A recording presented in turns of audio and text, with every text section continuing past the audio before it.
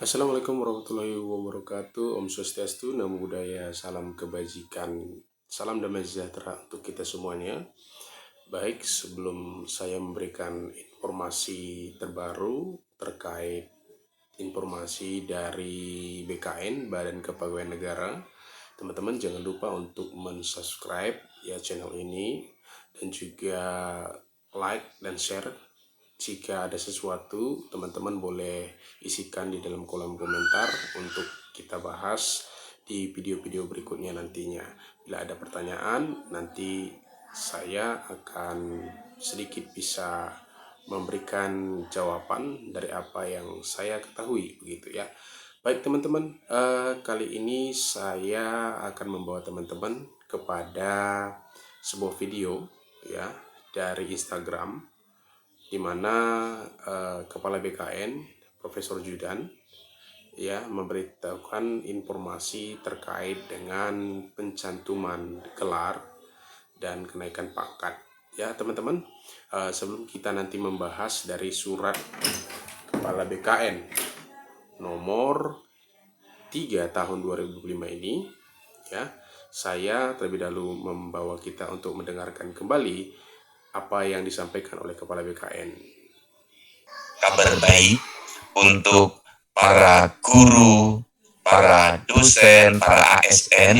Kabar baiknya adalah akan kita berikan pintu yang lebar untuk melaksanakan izin belajar, tugas belajar, pencantuman gelar bagi para ASN, terutama juga guru dan dosen. Termasuk kita akan melakukan pemutihan kalau saat belajar, saat menempuh S1, S2, S3, tidak punya izin belajar, tidak punya tugas belajar, dan sudah selesai sekolahnya, maka gelarnya silakan untuk dicantumkan, tinggal diurus prosedurnya, dilakukan sesuai dengan yang sudah ditentukan. Jadi tidak perlu harus mencantumkan nomor surat tugas belajar, nomor izin belajarnya, apalagi yang biaya pribadi. Jadi Bapak Menteri Pendidikan Tinggi dan Saintek, Bapak Menteri Dikdasmen,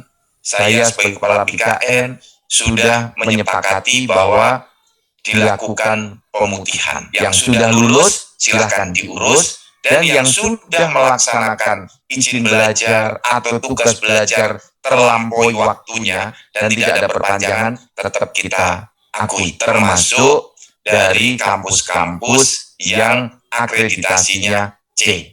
Termasuk yang sekolah dulu dibatasi dengan jarak. Ini sudah tidak lagi menjadi penghalang untuk kita semua ya menempuh pendidikan lebih tinggi dan dicantumkan gelarnya untuk pengembangan profesi ASN. Nah, ini pertama untuk izin belajar, tugas belajar. Yang kedua, untuk naik sampai ke jenjang fungsional yang paling tinggi, jenjang utama. Apakah karena keterbatasan regulasi, memang regulasinya tidak membolehkan yang guru SD atau perawat, bidan, dokter yang di jenjang kabupaten itu tidak bisa sampai ke utama, termasuk semua jenjang fungsional. Misalnya seperti tadi tidak dapat izin belajar karena belum memenuhi syarat, masih CPNS, atau atasannya tidak mau memberikan izin belajar. ASN kita yang mau belajar S1, S2, S3, kita berikan apresiasi. Dalam arti dimudahkan pencantuman gelarnya, kemudian kenaikan pangkat berdasarkan gelar yang dia dapatkan. Banyak teman-teman di puskesmas yang saya hadapi ketika jadi PJ Gubernur, dokter, perawat, bidan, itu nggak bisa naik jenjang yang lebih tinggi kalau nggak pindah ke rumah sakit kabupaten. Nah, di rumah sakit kabupaten itu dokternya sudah penuh, perawatnya penuh, bidannya penuh. Jadi yang di puskesmas itu kan bahasa hanya bisa sampai muda atau madya, atau yang di kabupaten sampai madya. Nah, apakah ini persoalan formasi atau memang aturan yang nanti aturannya harus kita perbaiki sehingga semua jenjang jabatan itu dia sampai ke jenjang yang lebih tinggi. Baik teman-teman, ini pertama demikianlah untuk izin belajar daripada sudah belajar. apa yang disampaikan oleh Kepala BKN. Teman-teman, pada 7 Maret kemarin ya, BKN mengeluarkan surat edaran Kepala Badan Kepegawaian Negara nomor 3 tahun 2025 tentang penjelasan terkait layanan pencantuman gelar aparatur sipil negara. Ya teman-teman ya. Jadi di sini ada latar belakang ya, maksud dan tujuan ya. Lalu selanjutnya ruang lingkup ya, di mana ruang lingkup surat edaran ini mengenai pencantuman gelar bagi aparatur sipil negara yang telah memiliki ijazah yang berasal dari pendidikan akademik atau pendidikan vokasi.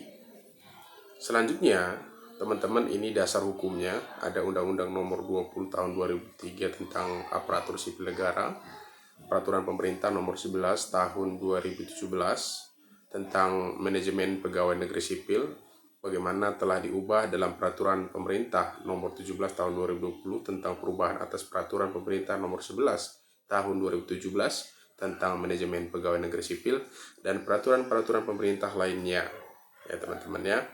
Nah, selanjutnya teman-teman, isi daripada surat edaran tersebut yaitu bagian A, bagi aparatur sipil negara yang telah memiliki ijazah yang berasal dari pendidikan akademik atau pendidikan vokasi dapat mengajukan pencantuman gelar akademik atau gelar vokasi kepada BKN ya, Badan Kepegawaian Negara atau kantor regional Badan Kepegawaian Negara.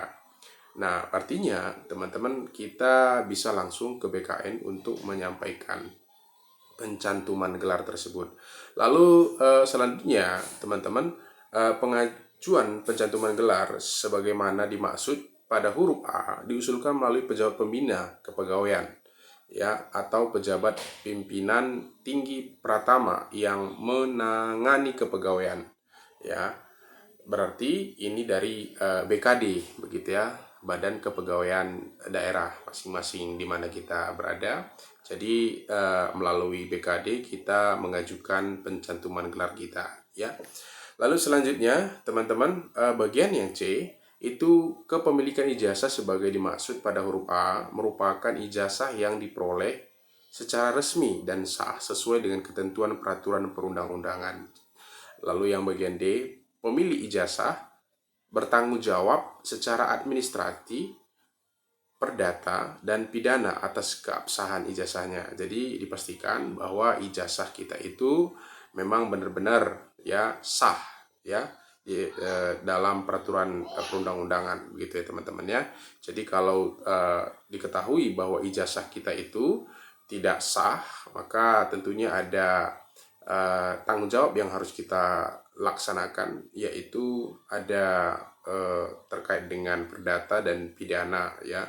Jadi ini harus kita pertanggungjawabkan teman-teman keasliannya. Lalu untuk penutup di sini surat edaran ini dimulai berlaku pada tanggal ditetapkan. Demikian untuk menjadi perhatian dan dilaksanakan sebagaimana mestinya ya. Ditetapkan di Jakarta pada tanggal 7 Maret 2025. Artinya teman-teman, di sini surat edaran ini berlaku mulai tanggal 7 Maret 2025. Jadi teman-teman, untuk itu kemarin ada pertanyaan ya terkait dengan hal ini ya melalui channel YouTube saya ya, yaitu tentang informasi kabar gembira ya untuk guru dan dosen, info terbaru dari Kepala BKN pencantuman gelar dan izin belajar. Jadi ada pertanyaan daripada teman-teman kita ya yang lewat video saya sebelumnya, di mana di sini teman-teman bertanya kapan dimulainya ya. Lalu setelah itu, jadi surat edarannya sudah ya di tanggal 7 yang seperti yang sudah kita bahas tadi ya. Lalu ada juga pertanyaan dari teman-teman ya dari @smartedu1234 ya. Assalamualaikum, Min izin bertanya dan mohon solusi terkait edaran pencantuman gelar di Surat Edaran 15 tahun 2024. Syarat utama pencantuman gelar harus memiliki surat izin belajar. Padahal saya tidak punya surat izin belajar karena saat itu saya sudah lulus S2 sebelum diterima CPNS guru menggunakan jasa S1. Saat ini pangkat saya 3B dan saya sudah konsultasi dengan BKD dan Dinas Pendidikan, katanya tidak bisa diproses pencantuman gelar S2 saya karena tidak memiliki surat izin belajar. Mohon solusinya dan sarannya Min. Pada SE nomor 3 tahun 2000 juga tidak secara jelas mengatur hal tersebut ya. Jadi memang sudah jelas sekali ya teman-teman ya. Peraturannya tetap seperti peraturan pada SE 15 tahun 2024. Namun seperti yang sudah kita tonton tadi bahwa Kepala BKN mengatakan bahwa sudah dipermudah ya. Bila mana sudah terlanjur begitu ya, S2-nya itu sebelumnya tidak memiliki surat izin belajar, maka itu sudah dipastikan bisa diurus begitu ya. Dan telah memiliki ijazah yang berasal dari pendidikan akademik, pendidikan vokasi dapat mengajukan pencantuman gelar ya akademik ya. Jadi dapat ya. Jadi di sini sudah dipermudah sebenarnya ya, seperti apa yang sudah disampaikan oleh Kepala BKN ya. Pengajuan pencantuman gelar sebagaimana dimaksud pada huruf A diusulkan melalui pejabat pembina kepegawaian ya. Atau pejabat pimpinan tinggi pertama yang menangani kepegawaian ya. Jadi ini ya. Nah, kepemilikan ijazah sebagaimana dimaksud pada huruf A merupakan ijazah yang diperoleh resmi ya, sah sesuai dengan ketentuan perundang-undangan. Jadi yang terpenting adalah sekali lagi ya, ijazah teman-teman itu memang benar-benar ya, bukan ijazah yang dibeli-beli atau palsu begitu ya, dipalsukan. Jangan ya, jangan sekali-sekali. Tetapi ijazah teman-teman itu memang didapatkan lewat pendidikan ya, lewat pendidikan. Jadi teman-teman sebenarnya ya, ini juga sudah dibuatkan mulai berlaku tanggal ditetapkannya, sama seperti yang sudah disampaikan oleh Kepala Badan Kepegawaian tadi. Itu menjadi jawaban kiranya bagi teman kita yang bertanya ya terkait dengan hal ini, memasukkan S2-nya ya, tidak harus ya memiliki izin belajar ya, tidak harus ya, apalagi bagi teman-teman yang sudah terlanjur untuk mengambil S2 ya dan lain sebagainya ya, itu dipermudah. Tetapi bagi teman-teman yang baru ambil S2 misalkan atau S1 ya, itu wajib untuk membuat surat izin belajarnya begitu ya. Tetapi bagi yang sudah terlanjur kemarin ya silahkan seperti yang sudah dijelaskan oleh Kepala BKN terkhusus ya. Jadi teman-teman mungkin itu bisa menjadi jawaban dari pertanyaan teman-teman ya, dari apa yang sudah disampaikan oleh Kepala BKN tersebut. Terima kasih, semoga bermanfaat. Salam damai sejahtera untuk kita semuanya.